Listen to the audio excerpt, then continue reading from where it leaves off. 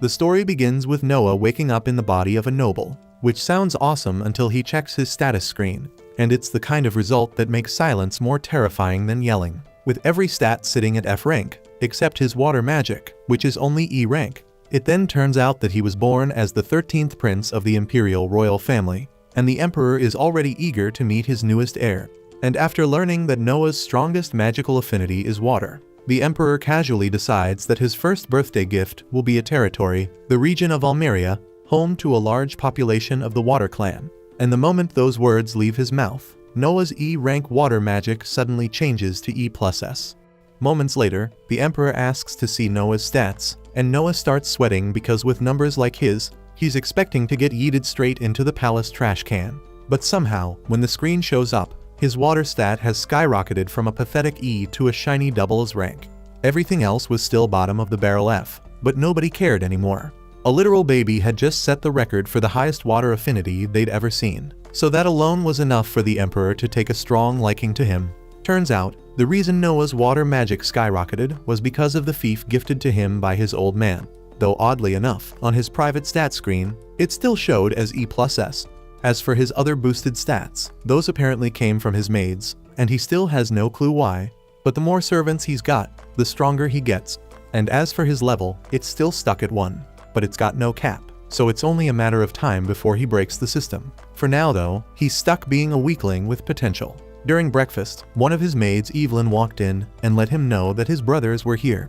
Not just any brothers either, but the 1st and 4th princes. Now in theory, sibling visits sound wholesome, but after 6 years in this world, Noah's already figured out these two are royal level assholes, so he knows he needs to tread carefully. He made his way to the lounge and met them with the usual formalities.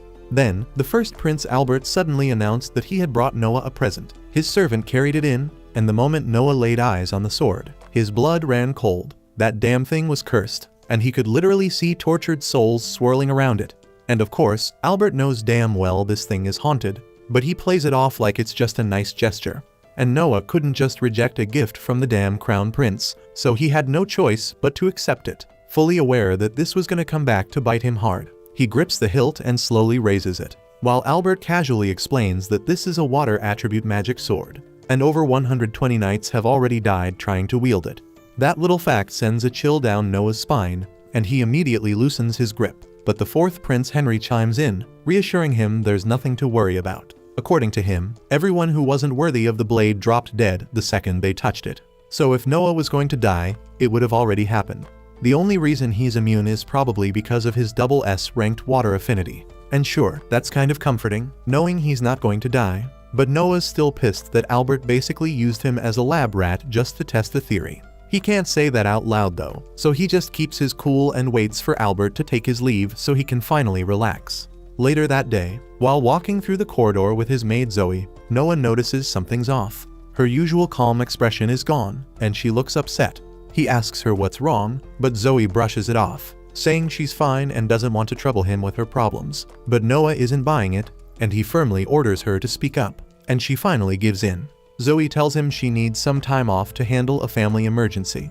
When he asks what kind, she explains that her hometown was hit by a flood, and her mother's farm got completely wiped out. So now her mom has no way to support herself. Zoe had been looking for ways to earn money quickly, and was told her only real option would be working in the red light district. That's what she planned to do during her time off. But Noah cuts that thought off immediately, because there's no way in hell he's letting that happen. He tells her he'll give her mother a job instead, and it just so happens he's been looking to hire a rear gate closer, and since Zoe's vouching for her, she'll earn 10 rian a month. Zoe blinks in disbelief and asks if he's being serious, because 10 rian is way above the usual pay, and she's never even heard of that job before.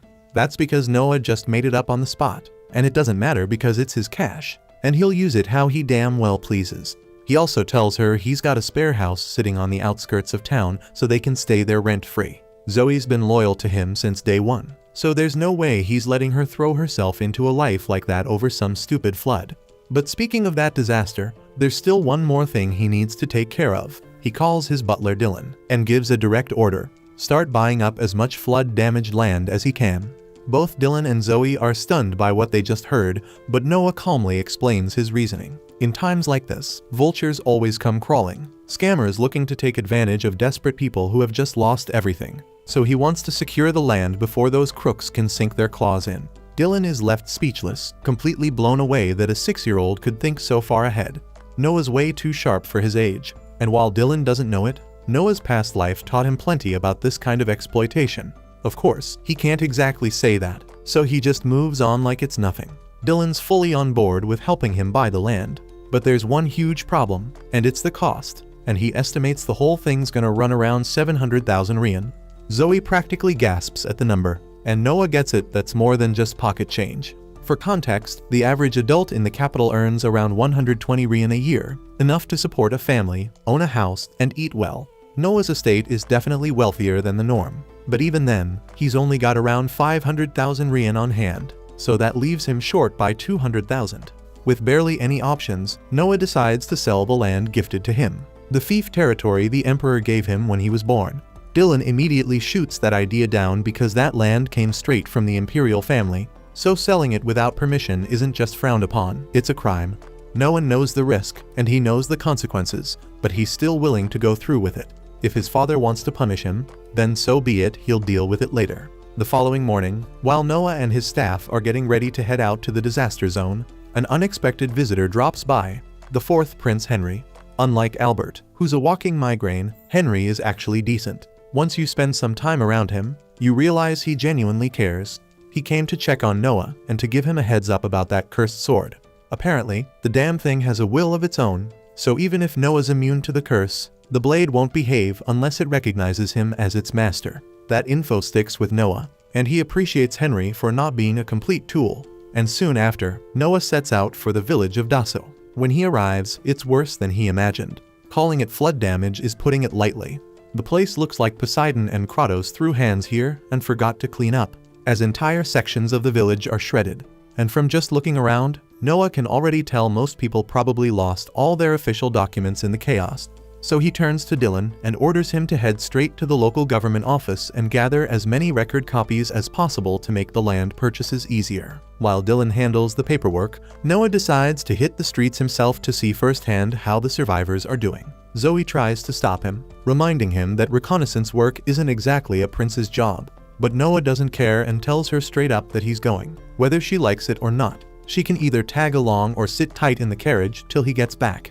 Left with no choice, Zoe reluctantly follows, and as they survey the village, the situation turns out to be every bit as grim as it looked. The entire crop yield is gone, completely wiped out, which means no food, no income, and zero chance of making it through the year without help. Then a bell rings out through the village, and all the townsfolk start gathering around what used to be the town square. Zoe figures it must be time for food distribution, as the Empire usually sends relief funds to disaster-hit areas like this.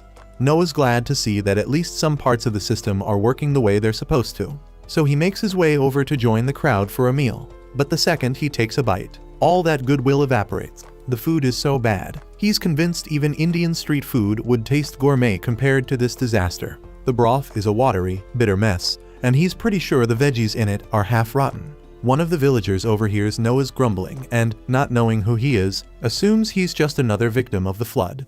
The man tells him the food always tastes this bad, and even when they complain, nothing ever changes. The cooks don't give a damn about hygiene or food safety. They just slap whatever they have into a pot and call it a day. Just then, a loud announcement cuts through the chatter.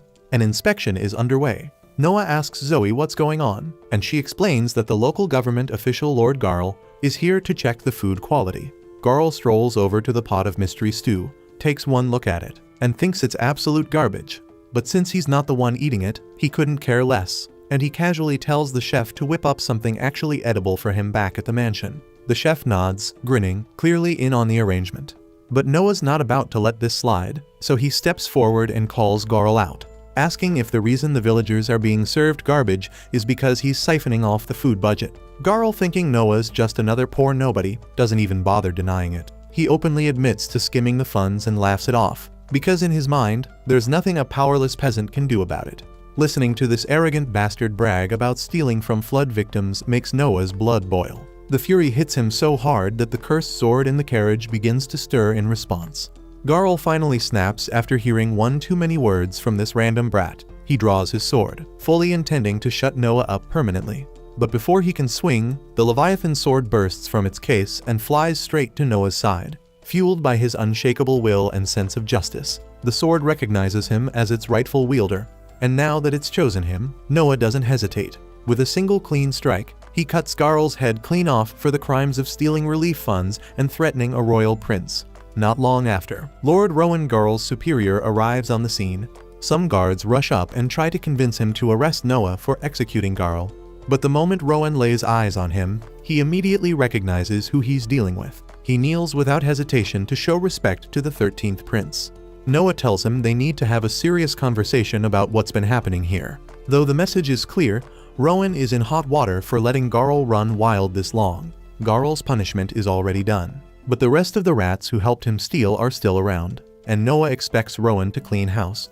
And for now, he gives one final order: make sure the people get a proper meal. Later that day, after Noah wraps up the purchase of the entire village, word of what happened reaches Albert. He's genuinely surprised that Noah managed to wield the Leviathan sword without any backlash. But instead of being worried, he smirks. His little brother might have passed this test, but Albert clearly has more plans waiting for him down the line. At the same time, Noah is summoned for a meeting with his father. He walks in ready to be scolded for selling off imperial land just to buy a flooded village. But to his surprise, the emperor thanks him instead. If Noah hadn't stepped in, the suffering in that village would have been far worse. It's clear to him now that Noah's no ordinary prince. He's capable, so he asks him to keep using that strength for the good of the empire. And Noah cheerfully accepts the request without hesitation. The next morning, Noah finds himself walking down the quieter end of Raid Street, headed for a small, tucked-away diner that not many tourists know about.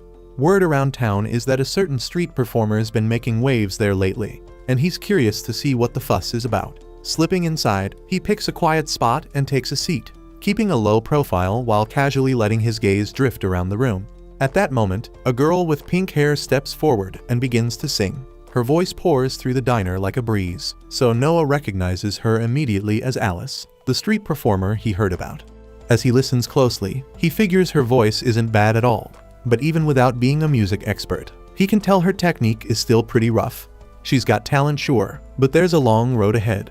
Still, one thing's crystal clear: she's giving it her all. Every note she hits, every line she sings, she pours her heart into it. She's not doing this just for fun. She's trying to grow, trying to survive on what little she has. Out of nowhere, the vibe in the diner shifts completely when three rough-looking men burst through the doors. They start shouting and instantly pull all attention their way. The moment they spot Alice, they begin yelling at her, demanding to know why she's wasting time singing instead of finding a real way to pay off her parents' debt. At their words, Alice shrinks back, clearly terrified. As the men close in on her, her voice shakes as she tells them she doesn't have the money yet. But she swears she's doing everything she can. She just doesn't have anything to give. The guys exchange dark smirks and start tossing around disgusting suggestions about how else a girl like her might pay up. Disgusted murmurs fill the room, but nobody steps forward. Everyone watches, frozen and powerless. Just when things are about to cross the line, Noah suddenly rises from his seat. He walks over, calm and composed, and reminds them that imperial law strictly forbids forcing a child to repay a parent's debt. The men snort and brush him off, assuming he's just some pampered rich kid who doesn't know how the world works. One of them then grabs Noah by the collar and goes to strike him. But it's a big mistake, as Noah counters using the power of his Leviathan sword, releasing a surge of pressure that shocks the entire room. The men instantly realize they've messed with the wrong person, so panic overtakes them, and the three thugs bolt out of the diner without a second thought, too scared to push their luck any further.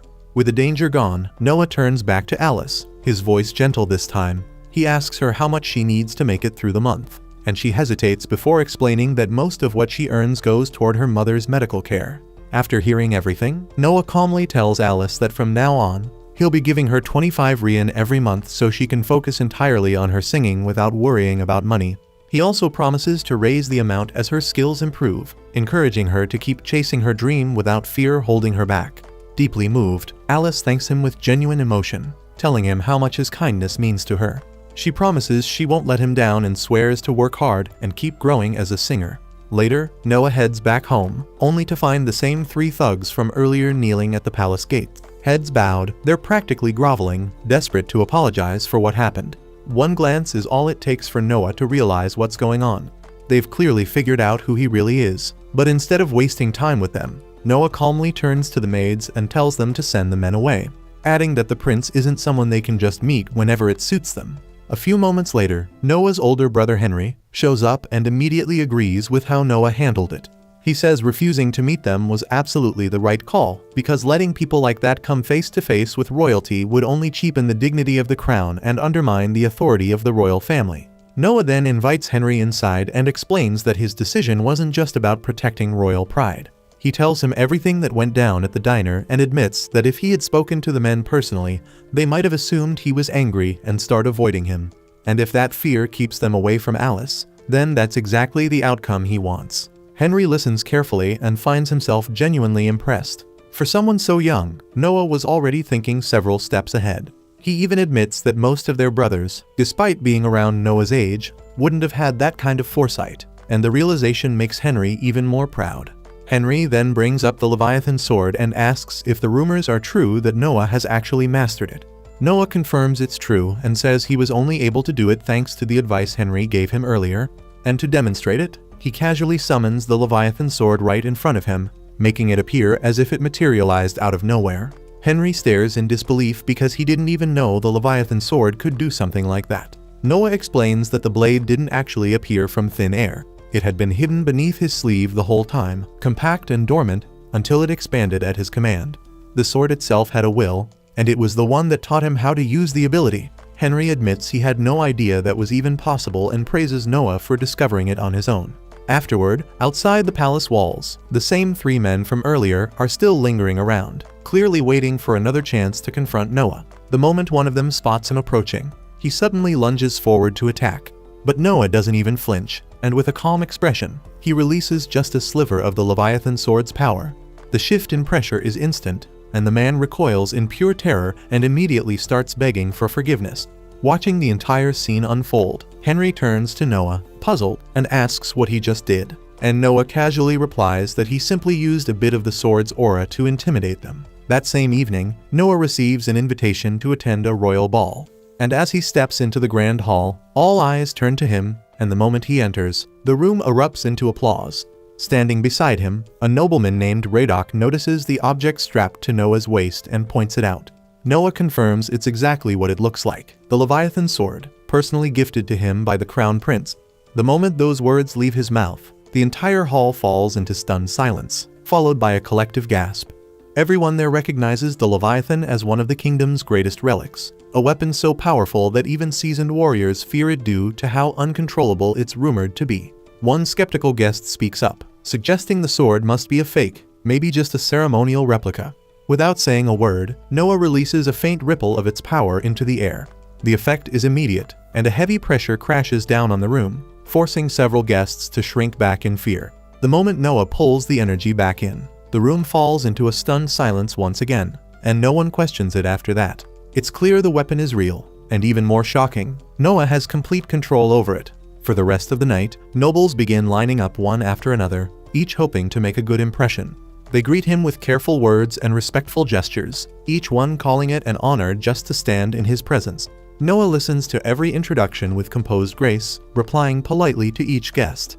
Eventually, the next pair in line steps forward, Byron Allen, head of the powerful Allen Company, and his daughter, Cindy. Noah studies them closely as they approach, and after watching for just a moment, he picks up on something unusual. He realizes right away that Cindy isn't Byron's biological daughter. She's adopted.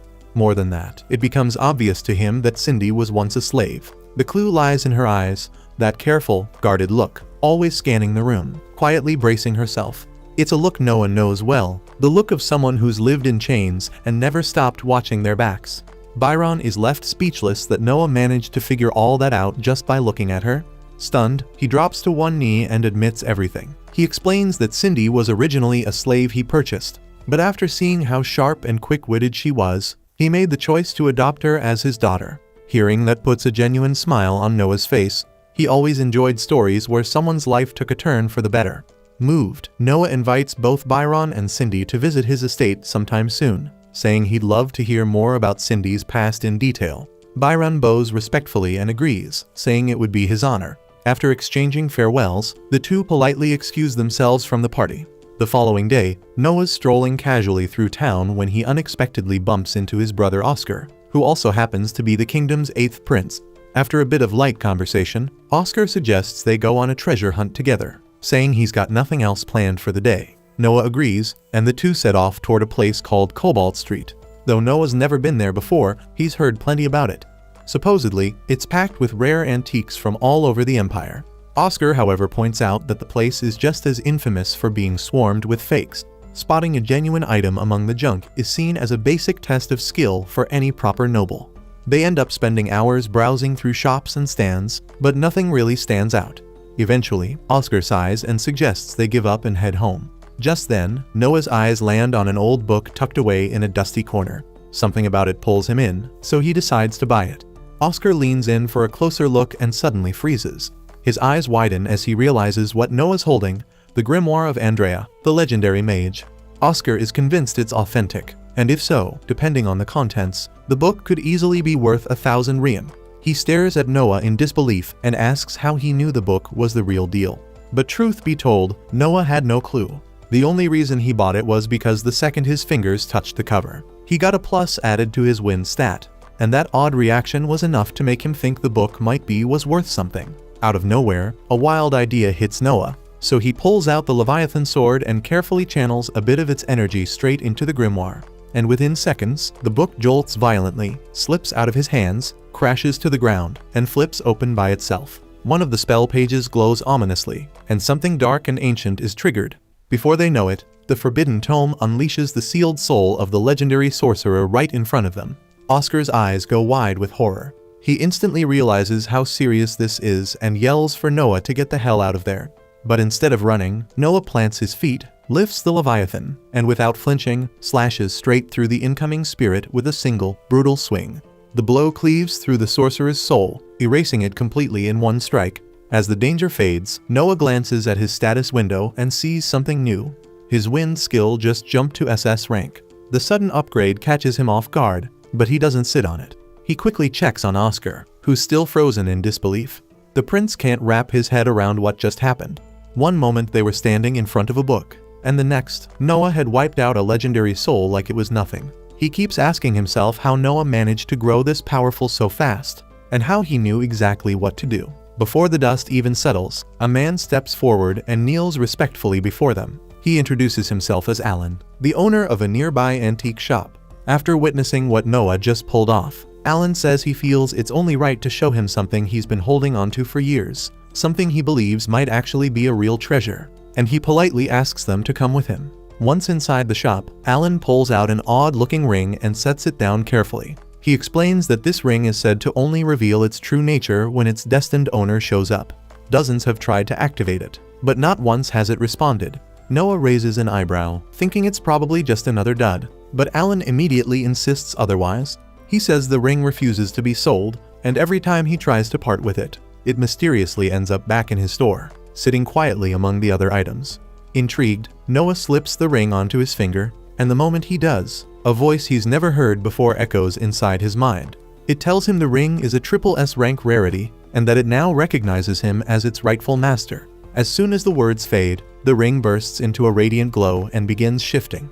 Light wraps around Noah's body like living threads, forging itself into an elegant, high-tier suit of armor right before their eyes. Upon witnessing the moment, both Oscar and Alan instantly realize that Noah is the rightful bearer of the ring. Noah turns to Alan, stating that he'll be taking it and will have the money delivered later. But before Alan can even open his mouth, Oscar steps in and tells Noah to forget the payment altogether. He'll cover the cost himself, and insists Noah treat it as a personal gift. With nothing more to say, Noah accepts the ring. Soon after, Oscar drops him off and says his goodbyes. But just as Noah is about to walk through the door, that same rough-looking guy from the diner suddenly comes charging at him with a sword. Before the blade even comes close, the ring picks up on the killer's intent and flares to life, unleashing a shield that blocks the strike completely. The carriage driver doesn't hesitate for a second and slams the attacker down, locking him to the ground. Oscar sees the whole thing unfold and is stunned, not just by the ring's quick reaction, but by how naturally Noah handled it. The way the shield activated without hesitation makes it clear Noah's already sinking with its power. That night, Noah heads back to the diner to watch Alice perform. As she's singing, two wasted men suddenly storm the stage, shoving and yelling over her. In a flash, Noah appears between them and steps in. With one swing of the Leviathan sword, he sends both idiots flying through the doors, their pants halfway gone as they scramble off in shame. After things settle, Noah walks up to the owner and tells him not to let trash like that back inside. The owner just gives a tired sigh and says sadly that drunks like them are what keep the place alive. Noah gets it, and without a second thought, offers to buy the whole diner for 1,000 rian. The owner freezes in disbelief, then nods in gratitude, overwhelmed. Alice walks up soon after, her voice low and unsure, telling Noah she has no idea how to repay him for everything he's done. But he gently tells her she doesn't owe him a thing. All he wants is for her to keep singing, to chase her dream, and pour her heart into it. Her eyes well up, and with a warm, heartfelt smile, she nods. Noah then heads back to his seat and spends the rest of the night in peace, soaking in the soft glow of her voice as it fills the room. As the day starts, Noah suddenly gets word that dead Marley, the general in charge of Hulljoy, has shown up for a visit. Hulljoy is one of the most promising territories under Noah's rule, so he doesn't waste a second and tells the maids to bring him in. Marley steps into the meeting room and offers a formal greeting, but Noah brushes off the formality right away and tells him to relax and take a seat.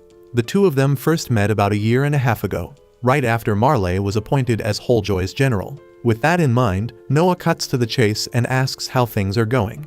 He clearly remembers that Marley had been given an imperial order to manage flood control in the region. But just one look at the man's expression is enough to tell Noah that things are not going well at all. Hulljoy is a rich agricultural zone that runs alongside a curving river, great for crops, but a total pain when it floods, which it does from time to time. That's exactly why the Emperor ordered financial support for disaster prevention.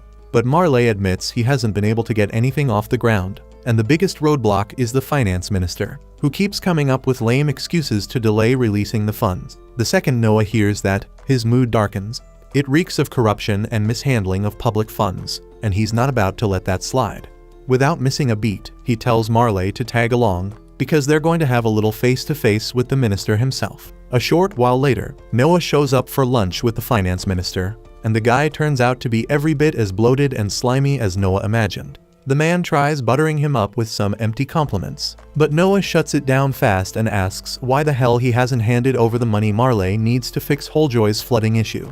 The minister stays calm and claims he's got a valid reason, but before he can even spit it out, Noah cuts him off and warns him not to think he can talk down to him just because he looks young. Last he checked, treating a royal with disrespect was still punishable by death. That gets the minister squirming a bit, so he hurries to explain that after last year's flood, the emperor was kind enough to give Hulljoy a tax break, so he figured they could just use the money they saved to handle this year's flood situation. Noah stares at him like he's gone insane. That might just be the dumbest excuse he's heard in all 6 years of living in this world. He flat out asks the man if he thinks he's talking to an idiot. The tax exemption was clearly given because Hulljoy couldn't afford to pay anything in the first place. So to act like they've got extra funds lying around now is just a slap in the face to Noah's intelligence. The minister instantly realizes he's knee-deep in trouble, so he scrambles to come up with another excuse. Then he blurts out that the reason he can't release the flood funds is because he needs them for the emperor. He clearly thinks dropping the emperor's name will shut Noah up for good. And his excuse is that the emperor is getting old and wants to build a royal villa for him to relax in. That's the final straw for Noah. So he stares the man down and tells him he's just committed a serious crime. Not only did he dare to call the emperor an old man, but he also used the emperor's name to justify embezzlement. And worst of all, his excuse boiled down to, sure that territory's underwater, but we've got to build a fancy house. It's the dumbest thing Noah's ever heard. The minister instantly drops to his knees and starts begging for forgiveness, knowing full well he screwed up beyond saving. But Noah tells him flat out that if he doesn't want the emperor to hear every word of this disaster, he'd better cough up the money. The man takes off in a panic, desperate to fix his mistake before it cost him his head. With that mess taken care of, Marley finally breathes a sigh of relief and thanks Noah for stepping in. He also apologizes for dragging him into the middle of such a headache, but admits there was no way he could have dealt with the finance minister on his own. As Noah gets ready to head back, a messenger suddenly rushes in with news. The emperor has requested a meeting with him. Noah is startled because it's not often his father calls him out of the blue like this, so whatever it is, it must be serious. So without wasting a second, he makes his way to the imperial palace. Once he arrives, Noah greets his father, But the Emperor tells him there's no need for all the formality. First things first, he congratulates Noah on how well he handled the finance minister. Noah's a little stunned that the Emperor already knows about something that happened barely moments ago. But then he's reminded, knowledge is power, and when you're the Emperor, your information network is second to none. Noah humbly accepts the praise, but says he only did what he believed was right. Even so, the Emperor is clearly impressed. He tells Noah it's no small thing for a 6-year-old to see through deception so easily. And to top it off, he also heard about how Noah mastered the power of Leviathan in such a short time, which is especially impressive, given how dangerously dark that sword's magic really is. Noah knows exactly how dangerous Leviathan really is, because if he hadn't intervened back at the party, that sword would have wiped out every last person there without hesitation. But even with all that insane power, Noah still hasn't properly learned how to wield a blade. That's why the Emperor decided to assign him a personal instructor. Not just anyone either, this is Damian Noble, the Empire's undefeated champion and the greatest swordsman alive. The Emperor wants Noah to absorb everything he can from him, and Noah agrees to the arrangement. But before any formal training begins, Damian suggests they have a little friendly duel first. The Emperor raises an eyebrow, thinking that's a bit unfair since Noah's never been trained in sword combat. But Damian reassures him that it's just a light test to gauge Noah's raw potential. Eventually, the Emperor gives the go-ahead, so Damian lifts his sword and tells Noah to attack however he likes. Without hesitation, Noah grabs Leviathan and charges straight in. As the fight begins, Noah suddenly feels the instincts and battle experience of Leviathan's previous wielder flooding into him, and his swordsmanship gets sharper by the second. Blow after blow, he holds his own, and soon, he and Damian lock blades in a clash of raw force. Just when Damian thinks he's gained the upper hand, Noah flicks his sword upward with perfect precision, disarming the Empire's greatest warrior on the spot. Both Damian and the Emperor are left stunned, as Noah has already reached the level of a swordmaster, so there's simply nothing left for anyone to teach him. The Emperor is left speechless, watching his 6-year-old son take down a legend in real combat. Still, he can't help but feel a wave of pride. As a reward for such an insane achievement, he offers Noah the role of head judge for this year's Knight Selection exam, and Noah's genuinely honored to take on the responsibility. The Knight Selection is a massive annual tournament where warriors from across the world gather to prove their strength. Inside the Empire, military power is everything. The top fighters from regional qualifiers all meet in the capital for a final showdown, and whoever wins earns the title of Knight. Once they're officially knighted, their first mission is to serve directly under the head judge. And since Noah's power increases whenever he gains a skilled subordinate, he's more than eager to see how it all plays out. The tournament is usually structured as either a round robin or single elimination. But Noah's already got a different idea for how things should go this year. He asks the Emperor for permission to scrap the regional qualifiers altogether and host the entire tournament in the capital because he wants to witness every battle with his own eyes. And he refuses to let any promising candidates get tossed aside just because he's not there to stop it. The Emperor grants full permission, telling him to run it however he sees fit. And with that, Noah gets straight to work putting his new plan into action. Back at his place, Noah casually asks Zoe if her home village ever sends anyone to compete in the Knight Selection exam. She says they do, but usually just one person, and that's only so the village can hope someone makes a name for them. Noah lets her know that he's decided to eliminate the regional preliminaries altogether, which means her village can send as many people as they like. Zoe's glad to hear it, but says there's still a huge problem. The reason they only send one candidate isn't just about odds, it's money. They simply can't afford the cost of travel and staying in the capital for the duration of the exam. The entire village has to scrape together every coin just to send that one person. So the idea of sending more just isn't realistic. But Noah doesn't like the idea of potential talent being wasted because of money, so he decides right then that he's going to personally cover travel and lodging for all candidates this year. It's a generous move, no doubt, but also an expensive one. Housing that many people in the capital would normally be insanely expensive, and there's no way they can just throw that kind of money around. But Noah already has a plan. He says he'll purchase all the vacant buildings in the area and use them to house the candidates. And if that still doesn't cut it, he'll build a hostel from scratch. That way, whatever they spend won't go to waste after the tournament's done. As for food, he plans to get in touch with all his merchant contacts and secure the best deal possible. Eventually, Noah brings Byron in and asks him for a cost estimate on the whole operation. But when Byron gives him a number, Noah immediately gets stunned because the price is way too low. There's no shot Byron would make any profit like that. But Byron brushes it off, saying it's fine, he just wants to support the prince. But Noah doesn't buy that shit because he knows damn well that merchants never give anything away unless there's something in it for them. So he calls Byron out and asks him to cut the act and just say what he wants in return. Byron is honestly impressed that a kid Noah's age understands how business really works. Since the mask is off now, he admits he was hoping Noah could pull a few strings during the next castle staff selection. Just enough to get one of Byron's people hired. That way, if something important ever goes down within the castle walls, Byron would be among the first to know. Noah agrees to the deal, and to show he's serious, Byron swears full loyalty to Noah and Noah alone out of everyone in the royal family. Adding Byron as a subordinate gives Noah a solid stat boost. But just as he's checking his stat window, he notices something weird. His water magic stat just dropped by 1 rank. Most of that stat comes from the land he governs, which means something bad must have just happened in Almeria. Noah then heads straight to his father to report that something's going on in Almeria. The emperor listens carefully and believes him, but still asks how Noah could possibly know such a thing. Noah obviously can't reveal the existence of his stat screen, so he keeps things vague and says he's just been picking up on signs for a while now. That answer seems to satisfy the emperor, who shifts gears and begins explaining the situation. Turns out there's a rebellion brewing in the region. He asks Noah if he'd like to personally handle the matter. But after thinking it through, Noah declines. Most nobles would jump at the chance to earn glory through battle. But he tells his father that Henry is the better choice, since he's got far more experience dealing with this kind of mess.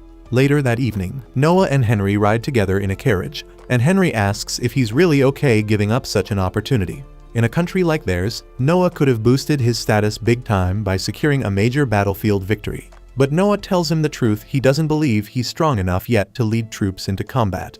And even if he somehow survived, he'd likely lose good soldiers in the process. And that's not something he's willing to risk just to chase a title. All of a sudden, Leviathan sends a warning of hostile intent nearby. So Noah immediately tells the driver to stop the carriage. He's certain it's a group of rebels trying to assassinate him. And since he's the target, he leaps out and sprints away from Henry, putting as much distance between them as he can. Right after that, 4 massive jets of water erupt from the ground, aiming to converge on him. But Noah already has his shield up and blocks the attack without a scratch. The rebels then rush in to finish the job, but they're completely out of their depth. Noah takes them down one by one in mere seconds, his technique too polished, his speed too fast. Henry watches the whole thing unfold and is honestly stunned by how easily Noah handled them. The only downside is that they didn't manage to interrogate anyone. They could have gotten useful intel if they'd kept one alive. That's when Noah casually mentions they're not dead. He only knocked them out, so Henry is free to interrogate them to his heart's content. Not long after that, Noah learns that the rebel forces in Almeria are made up mostly of cavalry. But there's a catch: Almeria doesn't have a single horse farm, which means the rebels must be getting their horses and supplies from neighboring regions. And that little piece of intel sparks an idea. Noah summons Byron and gives him a very specific order: buy out every last bit of horse feed from the territories surrounding Almeria. Once the rebels start running out of supplies for their mounts, their mobility vanishes, and that'll make it a hell of a lot easier for Henry to finish the job and crush the rebellion for good. Not long after, the Emperor summons Noah to give him an update. He says his men interrogated the assassins and actually managed to get something out of them. Apparently, their goal wasn't to kill Noah, they were trying to kidnap him and use him as leverage. But Noah isn't buying it. He flat out tells his father that any hitman who cracks this fast is probably just feeding them bullshit. The Emperor, amused and a little proud, notes how sharp Noah is for his age. Still, he reassures him that they've got ways of telling when someone's lying. Noah doesn't care to ask what kind of methods those are, but he's not exactly into torture, so he just lets it slide. Then the Emperor switches gears, giving Noah credit for acting fast and crushing the rebel threat before things got out of hand. He's especially impressed that Noah had the foresight to target the enemy's horses. That catches Noah off guard because he only told Alan to start buying horse feed a few minutes ago, and somehow his dad already knows about it. But the Emperor keeps going, saying that while starvation is a common strategy, one even the Crown Prince Albert wanted to use to humiliate the rebels. But Noah went a step further. Instead of just starving the men, he cut their power by focusing on their horses. And what's even better, he used his own allowance to fund the move. With a proud smile, the Emperor pats him on the shoulder, telling him he's not just smart, he's got the guts to act fast when it matters, and that kind of decisiveness isn't common. Noah feels a weird sense of pride bubbling up inside him, maybe a little too much pride, like he's enjoying this praise way more than he should. But the Emperor doesn't stop there. As a reward for his sharp thinking, he gives Noah the right to add a sword to his personal crest. That might not sound like much, but in a warrior kingdom like theirs, it's a huge deal. No one's allowed to touch the sword emblem without imperial approval, and doing it without permission could mean death. Even just getting a flag added to your crest is rare. So yeah, this is a massive honor, and Noah's trying hard not to smile like a kid who just got a whole candy store. Later that day, Alan drops by, so Noah walks over and greets Alan, teasing him for showing up early. Alan just nods, saying he's already familiar with every type of horse feed sold in the market, plus the transport routes, so cornering the supply won't be hard. Still, he's not too relaxed about it, so he warns Noah that Carfun, the rebel leader, is a dangerous bastard who'll do anything to get what he wants. While Noah is minding his business, a maid rushes in to inform him that there's a wounded man outside their gate. Curious, he goes to check it out and finds a bloodied knight barely holding himself up. The man drops to one knee and reports that a rebellion has broken out in Almeria. He adds that his commanding officer is part of the uprising, but he refused to join and came here instead to warn the prince. Alan, standing nearby, scoffs and mutters that the guy nearly got himself killed for no reason because they already knew about the rebellion. But Noah doesn't brush the knight off. He thanks him for coming and instructs the maid to treat his wounds. Just as he's turning to leave, he stops, thinks for a second, and then tells her to reward the knight with 1,000 rian. Alan follows after him, clearly annoyed, asking why the hell he's throwing money away for intel they already had. Noah calmly replies that the reward isn't for the information, it's for loyalty and guts.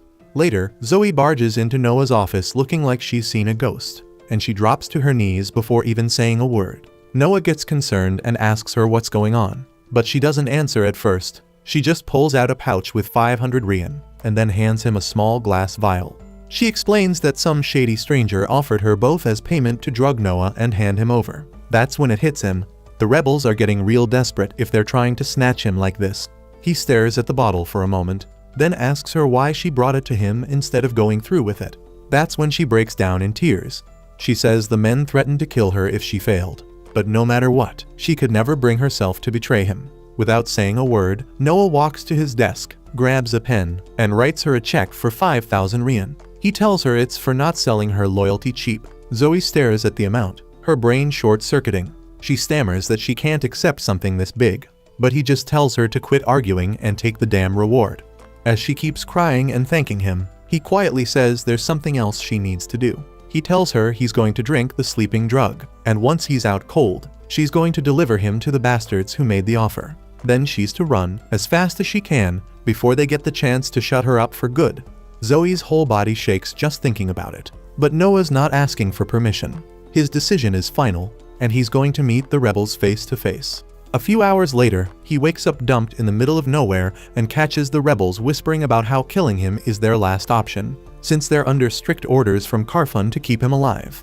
Noah lets the sedative wear off completely before evaluating the scene. His wrists and ankles are tightly bound. But these clowns clearly never played a real game of search and destroy, because they missed the damn Leviathan hidden snug in his ear. He pulls it out, returns it to full size, and summons a water blade through his enchanted ring to slice the ropes clean. With that out of the way, he taps into the sword's memory to review what went down.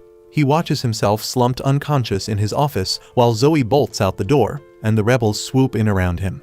They didn't even bother chasing her, as their orders were extract Noah fast. Then he was hauled into a wide-open carriage and driven off. Now fully caught up, Noah shifts his focus to the rebels chilling around a campfire. Their leader starts yelling about whoever screwed up the rope job, right before Noah drops in with Leviathan ready. The bandits laugh, thinking he's just some pampered noble without his big brother this time. One charges in to smack him down and drag him back. But the fool doesn't even get a step in before Noah flashes forward and slices clean through every artery in his neck. The man drops dead on the spot. And now the rest start to panic. Noah mutters that he was hoping to interrogate someone, but it's useless when the whole squad's made up of morons who still think Henry took out the assassins. The rebels raise their weapons, but Noah quickly wipes them out without breaking a sweat. Then he notices Zoe approaching with a squad of knights and asks what the hell she's doing here. She says she got worried and came to rescue him, but turns out she didn't need to lift a finger. Noah motions for the knight captain to step forward and take the rebels into custody. As they start rounding them up, one of the rebels drops a strange dagger, and a knight moves in to grab it. but Noah immediately yells at him to stop. Everyone freezes as Noah steps toward the blade, sensing a heavy wave of cursed energy radiating from it, something only he can pick up thanks to his link with Leviathan. He vaguely recalls overhearing the rebels mention a cursed dagger they were saving as a last resort. As he stands before it, he feels the deep malice of whoever laid the curse, and for just a second, he catches a glimpse of the bastard's face. Noah instantly realizes that the face he saw belongs to the leader of the rebels and decides to handle it himself. He speaks to Leviathan, asking if it can help him pull this off, since something like this should be ridiculously easy for a legendary water element sword. Leviathan answers by glowing, and Noah channels its cursed energy to fire a stream of corrupted water straight into the sky. The cursed torrent shoots far above the clouds and across half the empire, eventually reaching Karfun and striking him directly. The following morning, the Emperor summons Noah once more and kneels down to his height, patting his shoulders in praise for the unbelievable feat he just pulled off. Reports say the rebel leader was found dead with a clean hole drilled straight through the center of his forehead, clearly made by a jet of water, and the Emperor knows there is no one else who could have done that except Noah. Noah confirms it, explaining that he used the hatred embedded in the cursed dagger to lock onto the rebel leader, then landed a no-scope headshot from hundreds of miles away. With their leader gone, crushing the remaining rebels becomes an easy job for Henry, and before long, everyone involved is captured. Later, a massive assembly is then called to decide their punishment, and the Emperor orders the culprits to be drawn and quartered. The crowd is pleased with the sentence, but Noah steps forward and respectfully kneels before the Emperor, telling him that he should not do that. The entire hall freezes at his words, especially the Emperor, who asks what he is talking about. Noah explains that punishment must follow the law, and there is no provision for quartering anyone. According to the law, the rebel leaders are to be split in half, while the rest are sent to forced labor camps, and Noah insists that this is how it should be handled. The Emperor asks how he could possibly refuse the most brutal death for those who dared rebel in his own territory. Noah calmly replies that if the Emperor breaks the law, it would damage his reputation and undermine the people's trust. Everyone is left speechless by that answer, but the Emperor ultimately agrees with Noah. He says they will follow the law, then adds that the criminals should still receive the harshest punishment the law allows, without any compassion. Noah has no objections, so the Emperor turns to the Prime Minister and orders him to see that everything is carried out to the letter of the law. The entire court bursts into applause, showering Noah with praise for daring to correct the Emperor so boldly and for doing it with logic and respect, so they start hailing him as a future legend. Even the Emperor can't hide how proud he is, clearly moved by the fact that Noah had the guts to stand up to him for the right reasons. After thinking it over for a moment, he decides to reward Noah with a title. He says that while any of his children might challenge him, it's rare to see someone do it not out of pride, but out of principle. That's why he grants Noah the title of the Wise Prince, and the change immediately updates in Noah's status window. The Emperor even jokes that if Noah had been born 10 years earlier, things might have turned out differently. He doesn't outright say Noah would have been a contender for the throne, but the implication hangs thick in the air. The court erupts into cheers after that comment, and the Emperor shifts the topic by asking Noah how preparations are going for the upcoming knight selection exam. Noah politely requests permission to explain his plans later, and the Emperor agrees to hear them after court is adjourned. Later, they head to the palace gardens near a fountain.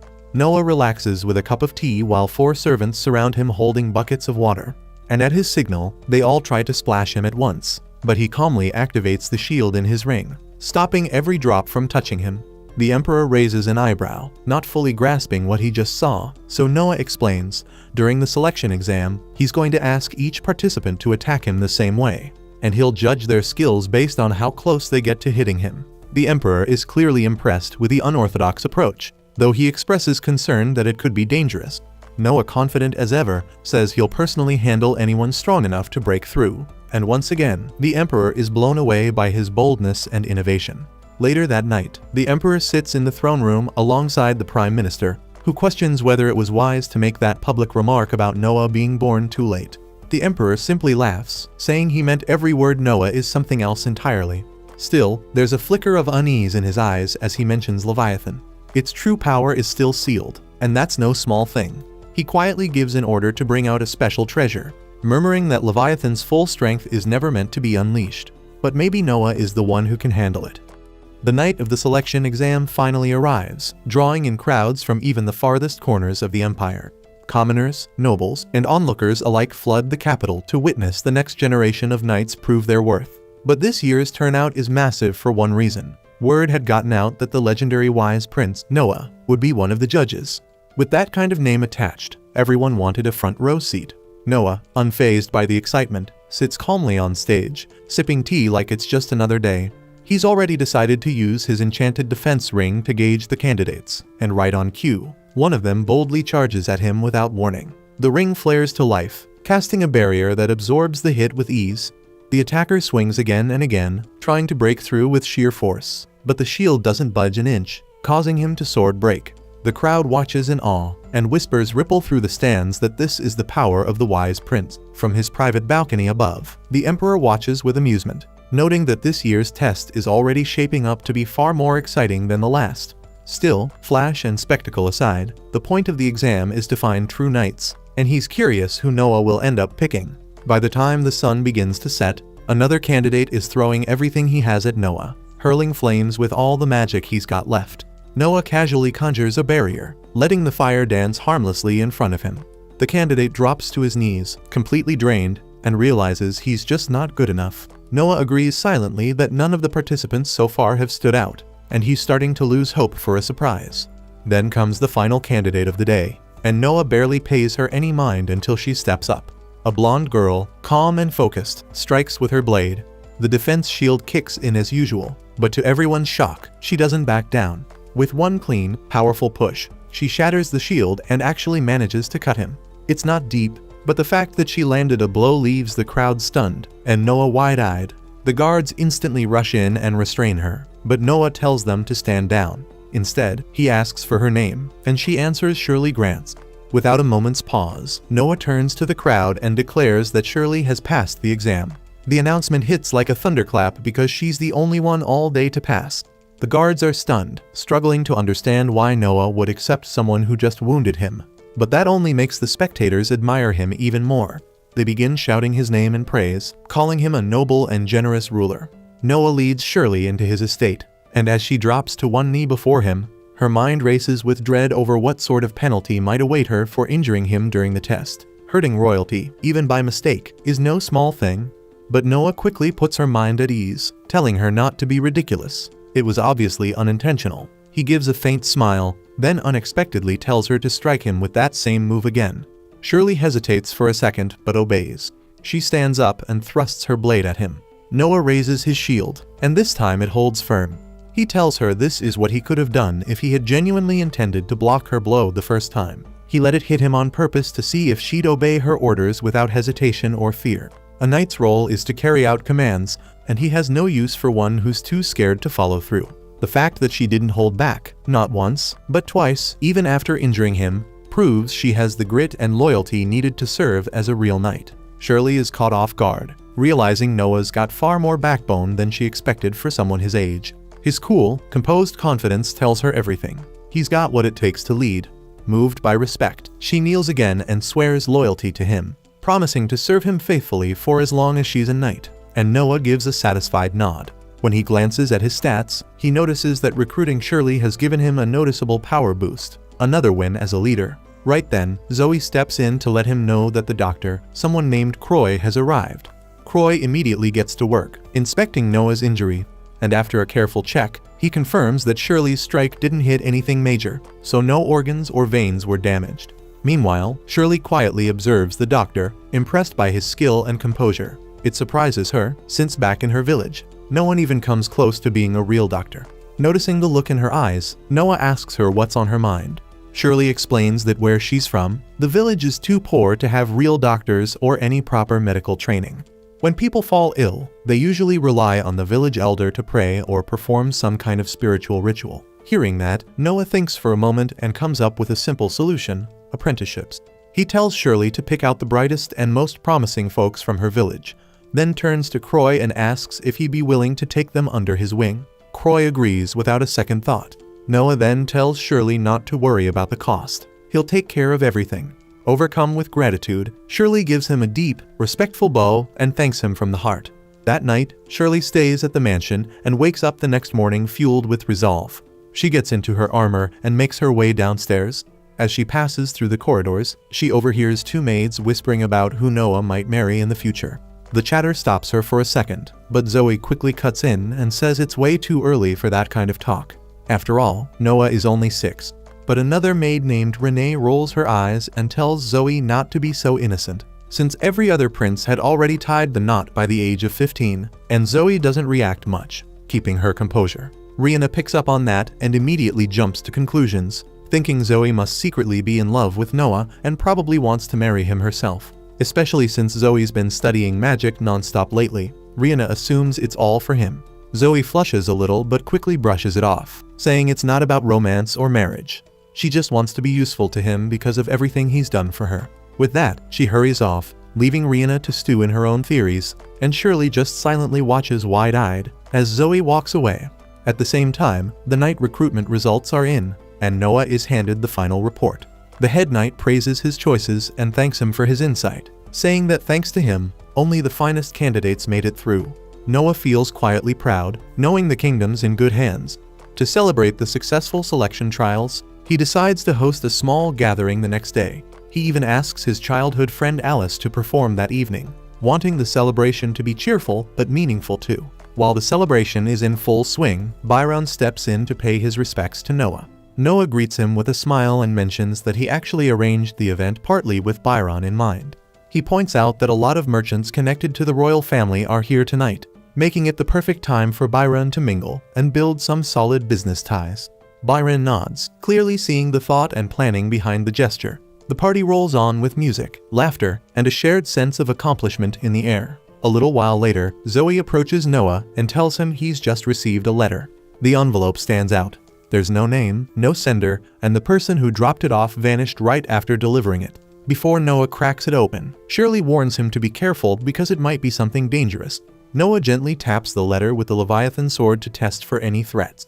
The sword remains silent, which tells him it's safe. He unfolds it and finds a warning inside, one that hints at suspicious activity brewing among what's left of the Almeria rebels. No other info is given, but Noah starts connecting the dots. It doesn't take long for him to guess that the messenger must have gone undercover to dig into the rebel movement. He thinks back and remembers it's probably that soldier from before, the one who warned him about the rebellion not too long ago. Zoe hears that and admits it makes sense. The guy did seem pretty loyal to Noah.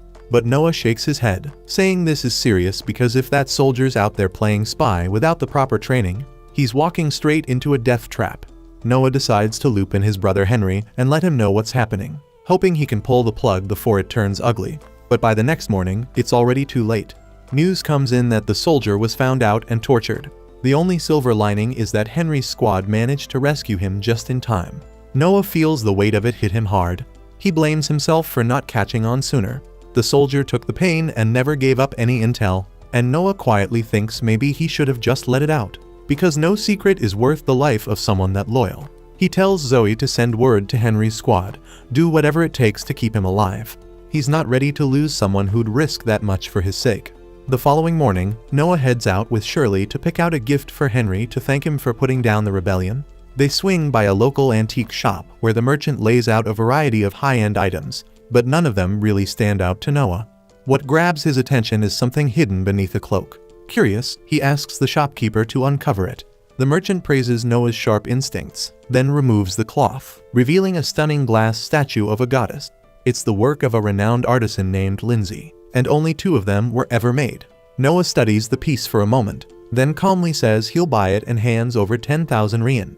But just as the deal's about to close, his brother Oscar walks in and freezes when he sees the statue. Turns out Oscar owns the other one and has been searching high and low for this second piece to complete his collection. But Noah's already claimed it. Without missing a beat, Noah steps toward the sculpture and smashes it. The room falls silent as the rare, priceless art crumbles into shards. Then Noah turns to the merchant and tells him the money will still be delivered. Oscar instantly figures out what just happened. With one destroyed, the remaining piece becomes a one-of-a-kind, making his statue that much more valuable.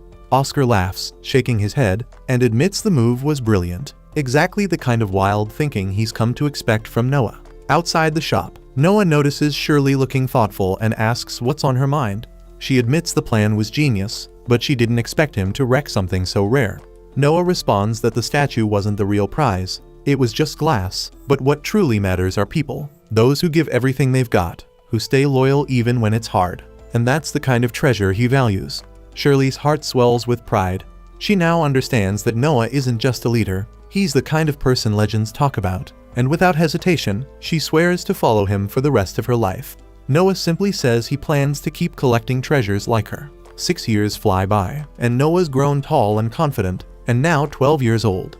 As he gets ready to set out on another journey, the royal staff and maids gather to see him off, watching with admiration as their young master moves forward toward his next chapter.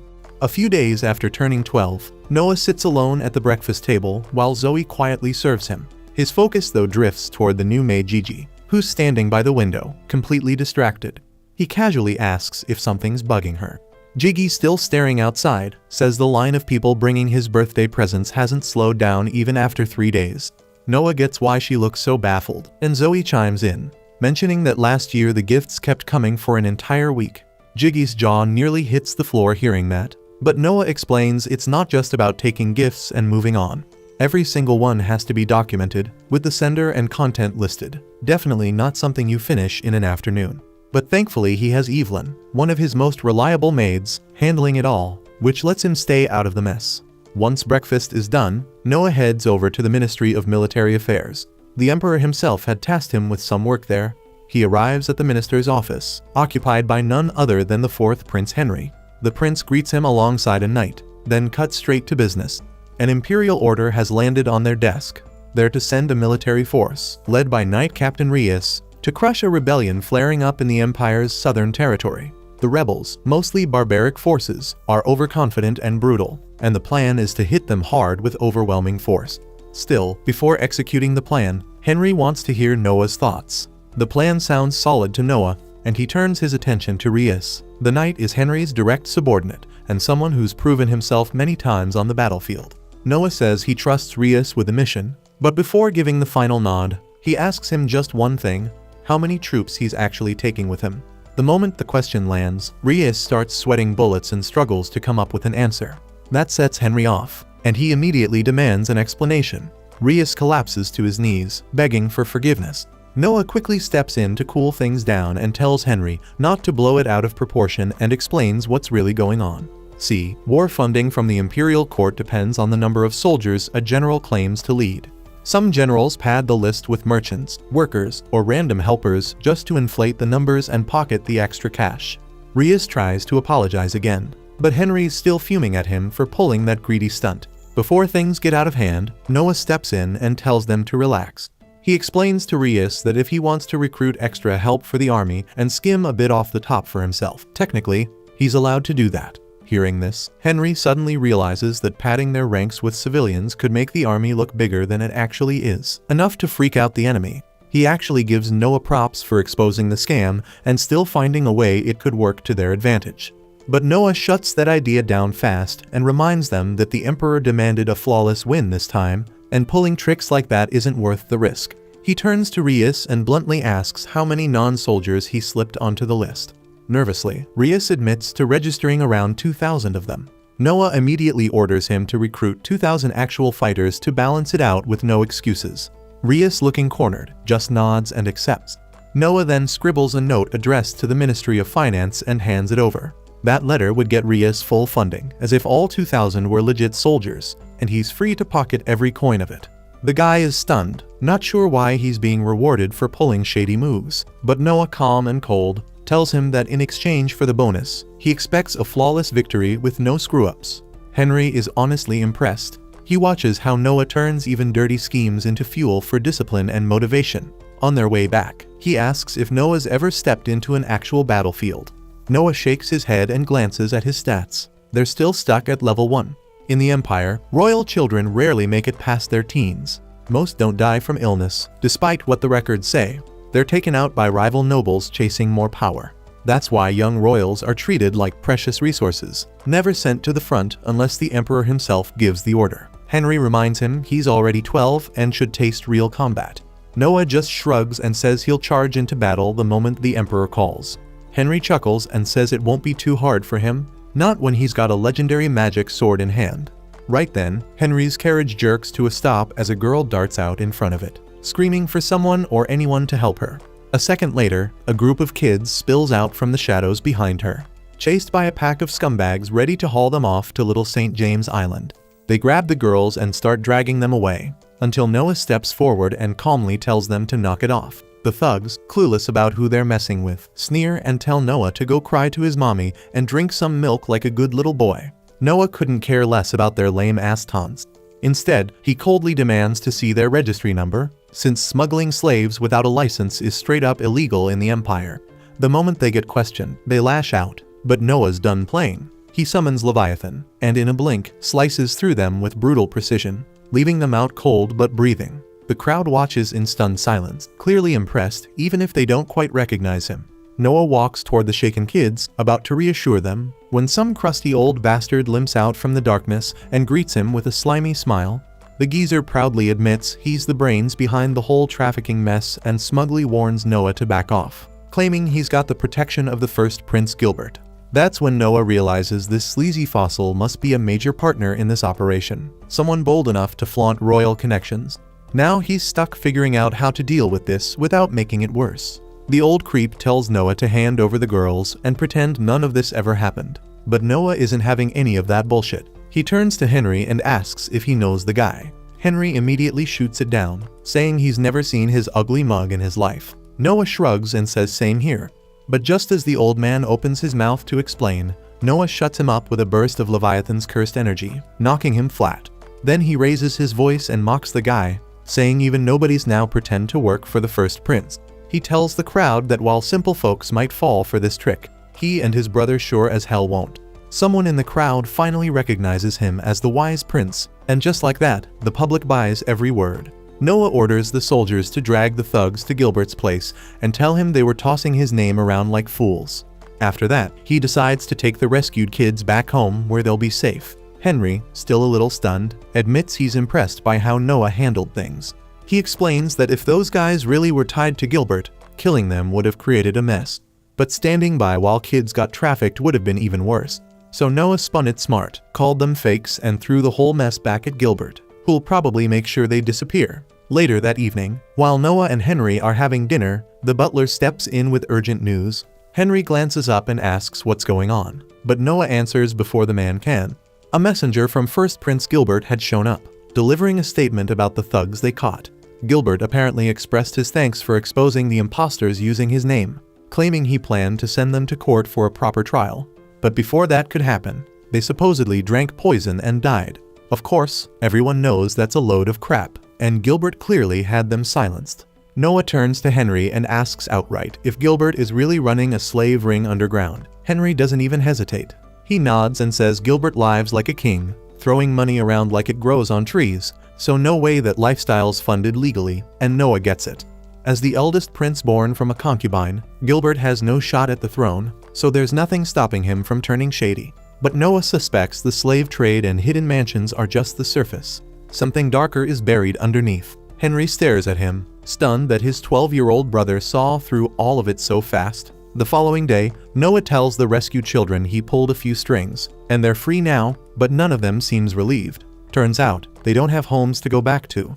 Their own families were the ones who sold them off in the first place. Noah realizes if they return, they'll just be trafficked again, so he decides to keep them. He instructs the butler to prepare rooms for each of them and find roles they can fill in the mansion. And if any want to study, he's to handle that too. One of the older girls steps forward, clearly shaken, and asks if Noah is planning to buy them. He calmly replies that he's not buying anyone. They're free to leave whenever they want. But if they stay under his roof, there better not be any betrayal. The butler steps in, telling the kids to thank Noah before guiding them out. And as they leave, Noah watches in silence. His philosophy flashes in his mind.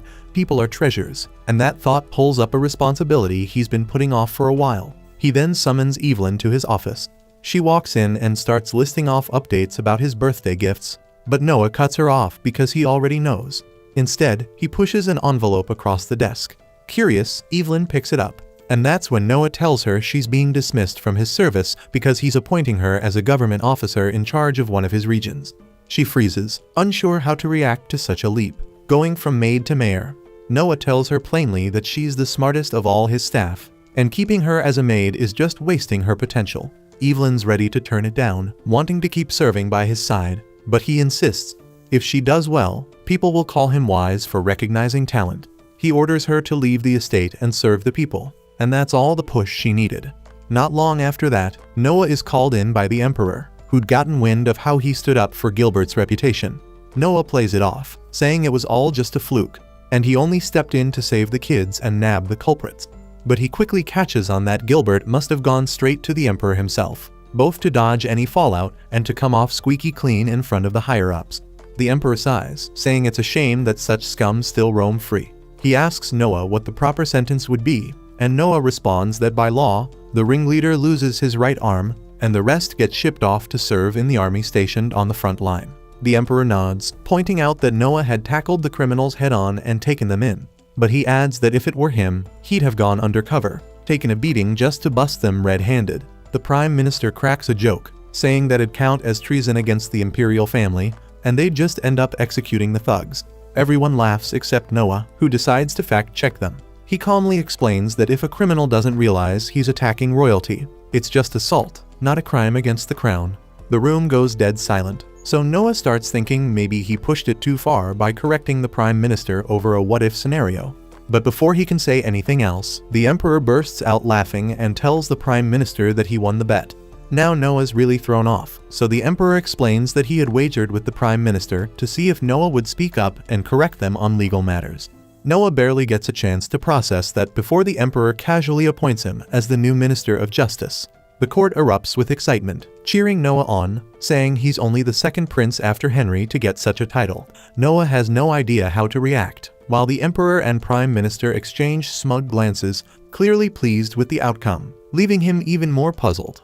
Later, he heads out to unwind and listen to Alan sing, but his mind keeps drifting back to everything that went down in court. He can't shake the feeling that there's more to the emperor's move than just a promotion. Still, he figures there's no use overthinking it now and decides to just enjoy the music. Meanwhile, the emperor receives a troubling report from the prime minister, but instead of jumping on it, he tells him to handle it, because the matter he needs to deal with next is far more urgent. Afterward, Noah makes his way to the Ministry of Justice, where he is formally introduced to Viney, the vice minister. At a glance, Noah can tell the man is sharp and capable despite his young age. So he asks him to lay out a broad summary of his responsibilities within the ministry.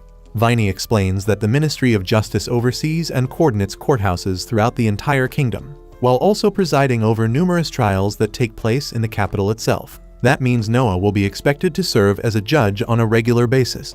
Noah had already figured as much, but he follows up by asking whether Viney personally takes the bench from time to time. Viney replies that it depends on the circumstances, though he does handle a case or two when necessary.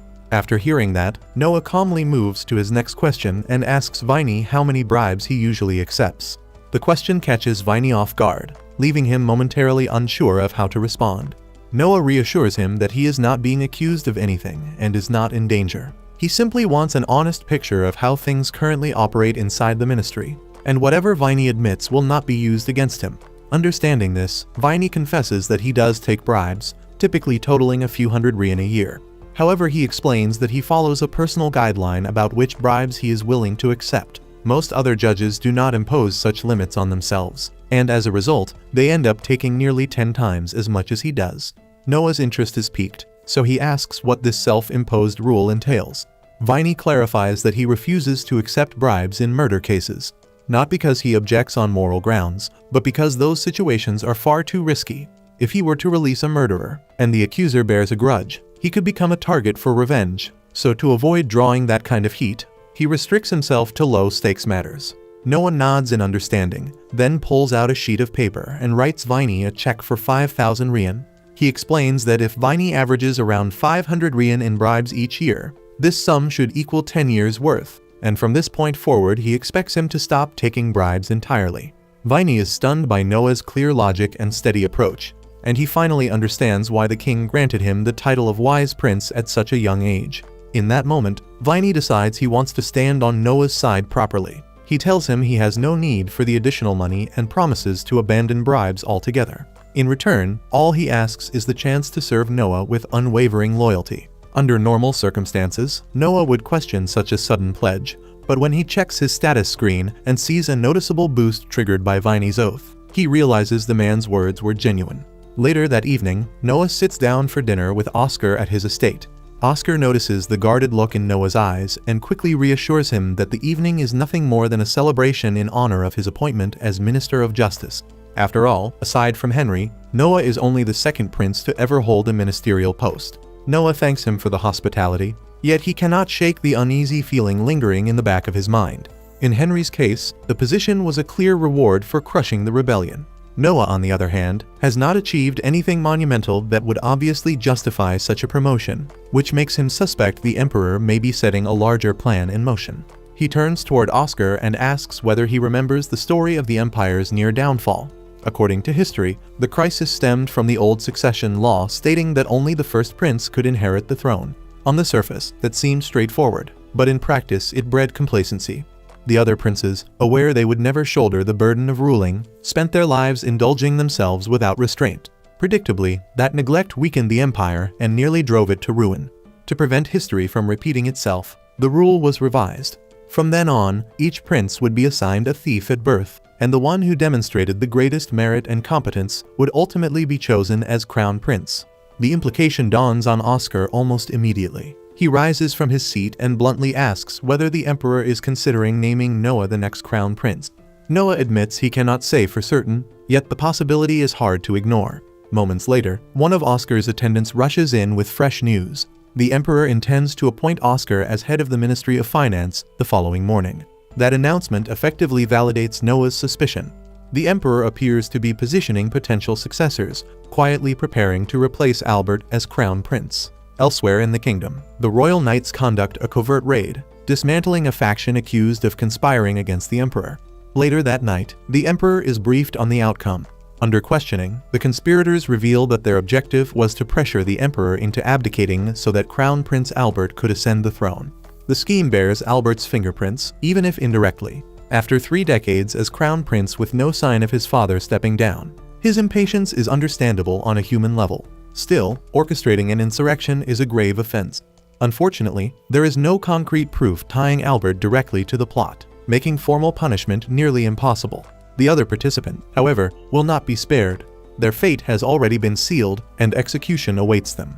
The following morning, with Noah now presiding over the Ministry of Justice, the matter is placed directly in his hands, and he is tasked with determining the appropriate sentence. The case itself is not complicated. Every individual involved was apprehended in the act of conspiring to depose the emperor. While no solid proof directly ties Albert to the scheme, the connection is hard to ignore. The conspirators were all drawn from Albert's closest circle, making his ignorance highly unlikely. Viney asks Noah how he intends to proceed. Under imperial law, members of the royal family are rarely subjected to real consequences for their offenses. There is, however, one notable exception: insurrection, and in such cases, the penalty is death, regardless of status. Royal blood offers no protection. Even claiming a lack of direct participation does not guarantee safety. Simply knowing about a rebellion and failing to prevent it is grounds for execution. And considering how many of Albert's confidants were implicated, it would be nearly impossible for him to have remained unaware. If Noah chose to press the matter, he could formally accuse Albert of treason and demand his execution. Yet he understands that such a move would clash with the emperor's true wishes. Publicly exposing a prince's attempt to seize the throne would ignite a massive scandal. So instead of enforcing the letter of the law, Noah opts to interpret it carefully. He later meets with the emperor to present his proposed judgment. Noah explains that all those arrested at the scene will be executed without delay. The emperor's silence regarding Albert makes his stance obvious. He has no desire to see his son punished. However, leaving Albert's associates alive poses a risk. If even one of them were to implicate him openly, containing the fallout would become nearly impossible. Swift executions eliminate that threat before it can surface. The emperor is visibly impressed that Noah discerned his unspoken intentions so accurately. As a token of approval, he grants Noah an expanded budget and remarks that he expects great things from him moving forward. After concluding the meeting, Noah heads back to his residence. As he nears the front gates, he notices 2 of his guards sprawled across the ground, gravely injured. The scene immediately signals that something is wrong. He rushes to assess the situation, only to find that one guard has already succumbed to his wounds. The other, barely conscious, manages to warn him that the attackers responsible are still somewhere inside the estate. Noah rushes in without hesitation to take control of the chaos, and as he sprints down the corridors, he passes several of his soldiers sprawled across the floor, wounded and barely conscious. Before long, he spots one of the attackers in the middle of finishing off one of his men, so Noah lunges ahead and hacks at him, carving through his arms and legs all the way to the bone. The assailant tries to end his own life by biting off his tongue, but Noah shuts that down instantly by forcing a chunk of enchanted metal down his throat. Moments later, 3 more enemies emerge and charge him together, yet Noah cuts them down in under a heartbeat, leaving none of them standing. Not long after, Viney arrives in search of Noah and is visibly relieved to find him alive, though the atmosphere remains heavy and bleak. Even if every intruder has been dealt with, several of Noah's guards are critically injured. Noah is taken aback when he hears that all the attackers were killed, since they are usually captured for interrogation. That alone tells him someone is desperate to erase any trace of involvement, which makes him suspect a connection to Albert. If Albert's name ever gets tied to this assault, the fallout would be catastrophic, so Noah quickly devises a plan to eliminate the prisoners he stopped from killing themselves. By imperial law, raising a hand against a royal warrants immediate execution. So Noah drives a blade into his own abdomen and orders Viney to report that the intruders inflicted the wound, ensuring they are put to death before they can expose Albert. A short while later, as Noah's injury is being treated, Viney informs him that the executions were carried out exactly as commanded. Noah exhales in relief, knowing that if word of Albert's attempted assassination ever surfaced, it would permanently tarnish the royal family's honor. Afterward, Noah is summoned to stand before the Emperor and recount the incident. The Emperor makes it clear that there is no chance a handful of ordinary infiltrators could have truly wounded Noah, so he understands that Noah must have harmed himself to justify their execution. He recognizes the motive and even feels a measure of pride that Noah was willing to injure himself to shield the family's reputation. He invites Noah to walk with him, and once they step into the palace garden, he remarks that rulers of great stature often see their legacy stained in their later years. By that, he means that if he were ever dethroned, whoever seized power would surely spread rumors that he had become senile with age and no longer fit to govern the empire. They are both fully aware that the usurper being hinted at is Albert, and it is obvious the Emperor's trust in him has thinned to almost nothing. The only reason Albert has not already been disciplined is because publicly condemning the crown prince would leave an ugly mark on the Emperor's own legacy. Noah calmly proposes a way to handle the situation. He reminds the Emperor that Henry, Oscar, and Noah himself were recently appointed as minister princes to keep state affairs running smoothly, and suggests establishing an entirely new rank above them, a prime minister prince who would supervise all 3. Then, without hesitation, he recommends Albert for the role. The Emperor rejects the suggestion the moment he hears it, refusing outright to place that much authority in Albert's hands. He turns as if to end the conversation, but Noah stops him and points out that it is not strange for Albert to be restless after waiting 3 decades for the throne. Granting him a title with visible authority, even if largely symbolic, might be enough to soothe that impatience. The Emperor sees the logic in Noah's reasoning, yet he worries that if Albert is given oversight of the minister princes, he could block critical matters from ever reaching the throne. That risk is real, but Noah has already prepared for it. He proposes adding a condition stating that if all 3 minister princes unanimously agree that an issue is urgent, they may bypass Albert entirely and report directly to the Emperor. The Emperor finds this arrangement appealing, as it effectively strips Albert of meaningful control while still giving him the illusion of influence, which should curb any reckless retaliation. Deeply appreciative of Noah's foresight, the Emperor insists on rewarding him properly. Coin alone would not suffice, so he invites Noah to accompany him to the Imperial Vault. Inside, the Emperor grants Noah permission to select any treasure he desires. With Leviathan's guidance, Noah surveys the collection carefully before choosing an unusual box that draws his attention. Yet the instant he lifts the lid, a surge of blazing fire bursts outward and engulfs him completely. That concludes this episode. Thank you for watching. If you want to see the next part, be sure to subscribe to the channel and turn on the notification bell.